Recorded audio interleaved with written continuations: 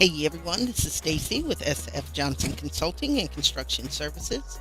And in this video, I just want to go over many reasons why you should take my electrical estimating class.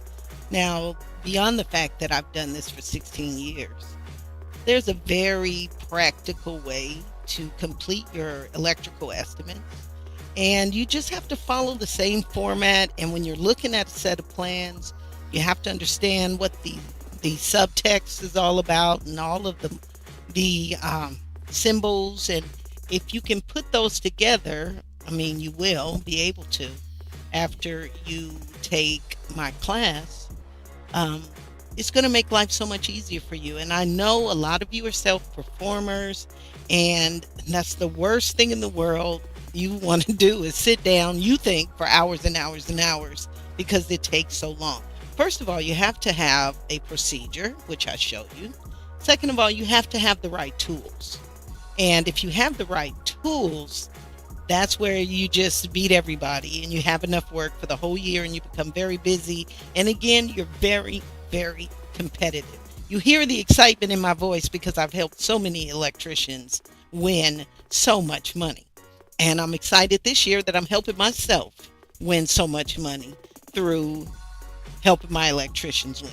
So I say that to say, if you're an electrician in California or any other state, and you are interested in working with me, not only do I complete your estimates, you will get personalized training on whatever level you may need it, whether it's estimating yourself or project management for your electrical work. So, if this is something you like you've heard so far for this first 2 minutes almost, then come on the journey with your best friend, Stacy Johnson. All right, so let's get it going.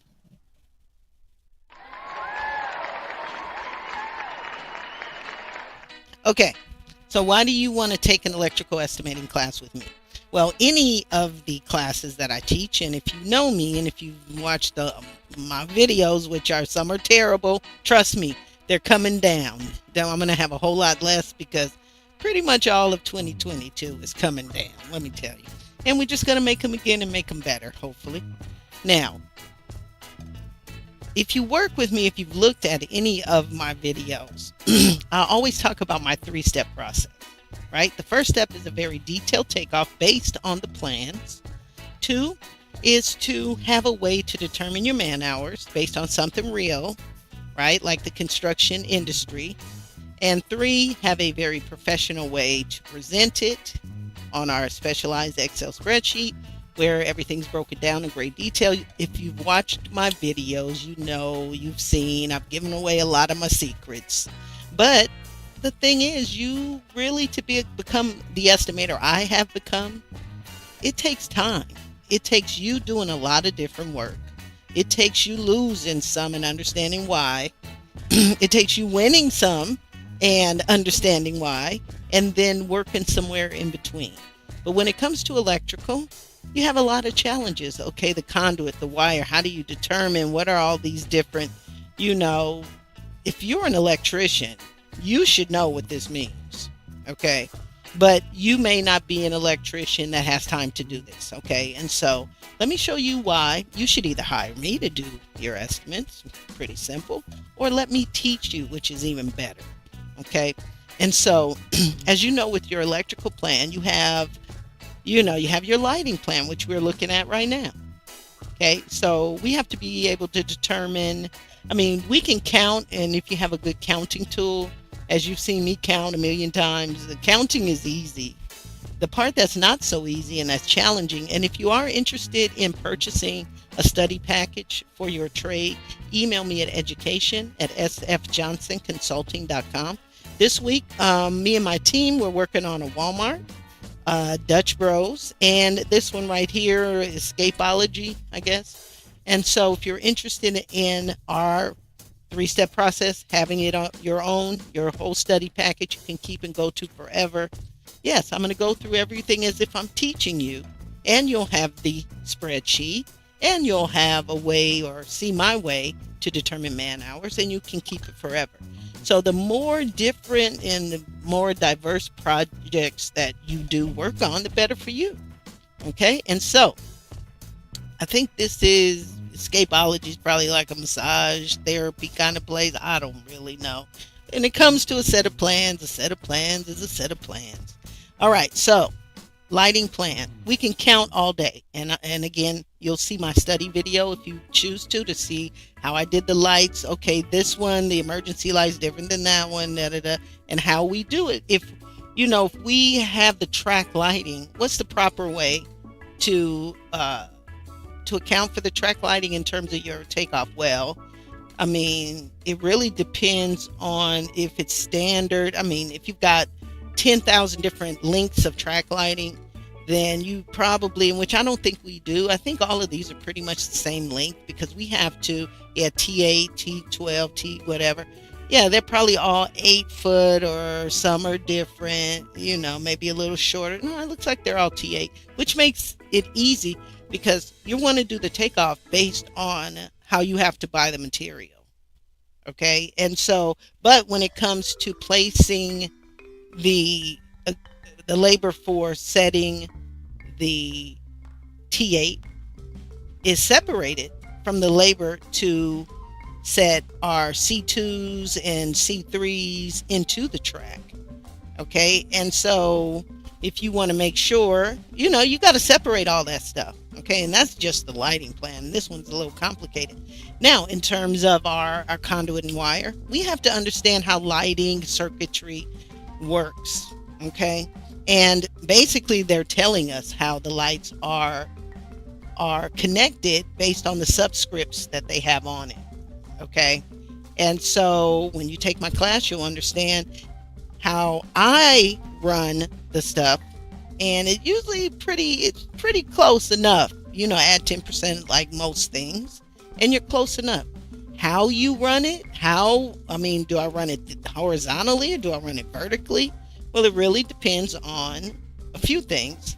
How it's noted here, and in terms of lighting, a lot of the same lights, even as you can see in different rooms, are controlled by the same lighting control. And so what you want to do, and that's the most difficult part when we talk about electrical estimating, is what you want to be able to do is give it a sufficient amount that if you were the estimator, and hopefully if you were the electrician, and hopefully you have a good relationship with your electrician, and say, hey, look, this is how I ran it. And that's why I always give my clients videos. Hey, this is how I ran the conduit, and as far as the wire configuration, it's in the specs, or it's in the plans, or it's standard MC cable for certain parts and number 12s for the home runs. Typically the case. Okay, and so that's not hard. But that's what you have to think about. And that's a lot to think about. Framing, it takes you 5 minutes to do how many linear feet of wall A, B, and C. 2 seconds. Okay, once you get real good. But this, no. Because every set of plans is going to be different. The way that lighting controls are going to be different. What does this mean? Okay, I see. I mean, I have to match it up too. But what we have to do is we have to physically run that wire. How would we physically do it? And what you want to do is just give the best representation, the cleanest runs. You don't want to go all in circles and stuff. You want the cleanest runs you could possibly have that are real life. Okay, if you see, if you're really good, you're going to say, how far up does this wall go up? Do I have to penetrate the wall in order to get if necessary, to get through here? And that's a lot of my son's an electrical tech, and he says, sometimes we got to put the hole in the drywall to see, because we think it's free and it's like a cross, So I said, bridging. He's like, yeah, like something going horizontal. It's not just the vertical studs. And then you end up running into something you got to cut through in order to put through the wall, and that's what I like working with people that do it, because you get a practical understanding of what happens every day. And then you, as the very detailed anal estimator, can speak with your professional and say, hey, look, this is how I did it. Now with video, you can show them, so you can really be competitive. And there are people out there that are using the right tools, doing the stuff as clean as they can, and then going in there and winning. Okay, because what you understand when you win a project, it's not set in stone. Okay, you need to make sure you understand. If you take my construction law class, contracts and understanding them is very important. So there's so much that if you don't have some kind of mentorship, or you don't, do it for a couple of good years for somebody that does it well, and then you go out on your own, you're really going to be taken advantage of on so many levels, or you're going to be so lost on so many levels on how to do certain things. Okay, and so I don't mind sharing my logic and my understanding of everything. And a lot of people out there in construction too competitive, to think too far, ahead. That's why I don't have the subscribers that I should. If I was some other person, I'd have 10 million subscribers. But for some reason in this country, we think if I help you, I'm not helping myself. And that's the most ignorant concept we've been able to hold on since. We'll keep moving. Anyway, so what you want to do is make sure you do a lot of projects, and the hardest part of it is being able to run the conduit. And how do you physically, get that going, and it's easy. After a time and you talk to a good professional, you have a good estimate or a good electrician you work with, you'll get it. All right. So that's just the lighting plan. Now, the power plan. Depending on how detailed it is, you got to do a lot of thinking, okay, on your own. Okay, and so, you have to read the specifications. I'm sure there's some kind of conduit that I have to attach. I'm sure there's some kind of junction box, AV, right, that the electrician's got. But that's why you read the specifications. Or there may be notes, Yeah, there we go. 4-inch conduit run for low voltage wiring. Audio must be. Okay. Where's number 2? We know what they're talking about. 4-inch conduit. Well, I'll find it, and when I do the video, it'll be clear. But again, conduit and wire runs, that's where it's like, okay, well, what do I do? Because that's a major part of of your material cost. Okay, and how do I take care of the, because if I'm the high voltage electrician, I'm not providing Cat 5, Cat 6, low voltage wire, anything like that, right? But I have to provide the junction box and the conduit to the ceiling in most cases, and but as far as running the power for the general outlets, right? General purpose outlets. Well, what is PP1? Well, that tells me, right? It's going, hopefully there's a panel called PP1, and I'm going to position number 1, right? And so just like the lighting, we know that depending on the subscripts and everything that's on there, those can be connected together, and then at some point, PP1s, PP2, whatever, we'll show you in class, and then how we run it to the panel. Okay, and what's the best way to run it?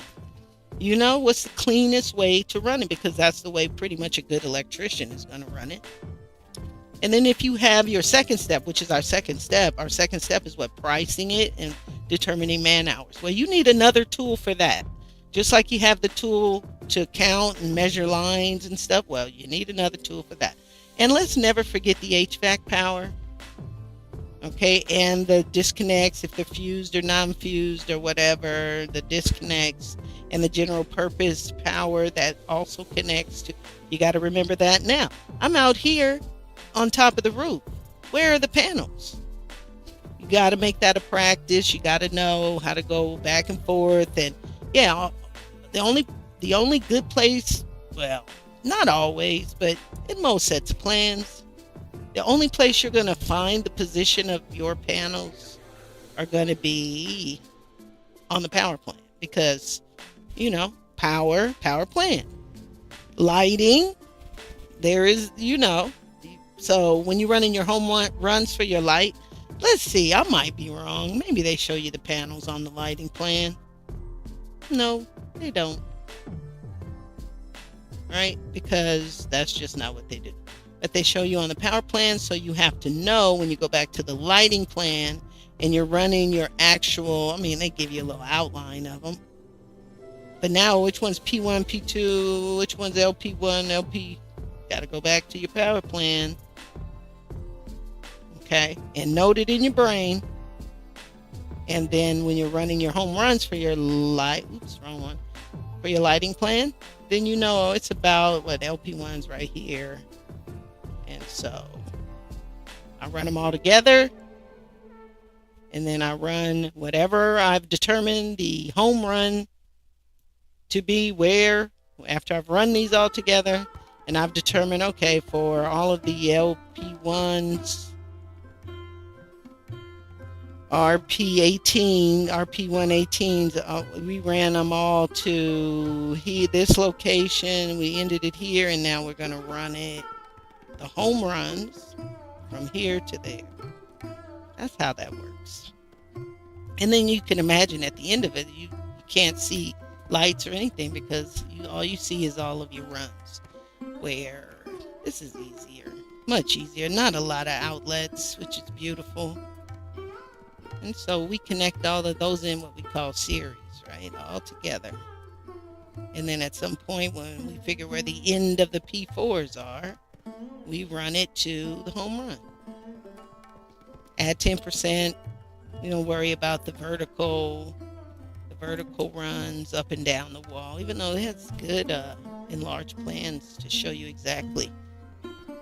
So this might be good for me and my son. We're talking about California regulations. Well, it's probably standard that the light is any devices standard 3.5 feet above finished floor, and and so what they did is give us enlarged plans, but we don't really need that in terms of, they only do that. This is for the actual electrician now when he has to go and do the work.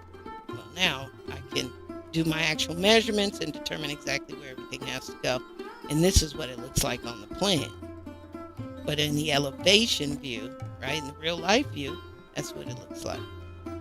All right, and I didn't mark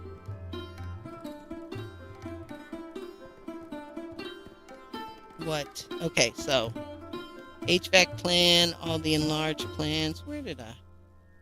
That's plumbing. Okay, well, you just have to go with me on this journey, because the last thing we always have to do is, let me make it easy for my mouse hand. We have to look for and find good elevations for, there we go. Oh, I did put it on there. And we have to find all of, okay. So this tells you your circuitry for the lighting control. That's nice and clean. It's a nice set of plans. It's a nice. All right, so we need our single line, right? So we can determine all of the power feeders. And when we looked on that power plan, these are very close to each other, so it shouldn't be a problem at all. And so what are the 2, 3, and 4, and 1 should be telling us the wire configuration for each of those. And I just start, whether I'm asked to or not, I just use rigid steel for all of the power components. EMT to it, or PVC, depending on where it's at. But the last step is we got to count our breakers, right? The size and how many poles on both sides. Okay, and we have to be able to determine, based on the number of breakers, our cost book is going to tell us how many man hours we should apply. 42. Now, it doesn't take me that long. Okay, good. Because the better you get at a thing, right, it shouldn't take you that long, right? So, but we are saying that this is what the construction industry standard is giving you. And yeah, if it takes you less time, what do? You knock those man hours off and you become even more competitive. Okay, and so typically a 42, that's about 15.1 man hours they give you to install a 42 breaker panel. Okay, anything above or below that, I forget, because that's the typical 142 position. And so, yeah, we got to count all the breakers too. So that's like the last thing. But as you can see, the easiest part, if anything, is just having a really good counting tool. But now you have to understand and make sure you have a good way and a logical way of determining how many linear feet of your feeders, your MC cable, your number 12, number 8, whatever it is. And just know that, I mean, just rule of thumb, if it's a 21, right, 20 amp one pole, it's typically, I mean, the wire running to it is usually a number 12. But if you've got like rooftop unit 333, that's telling me that I don't have, that's not just number 12s.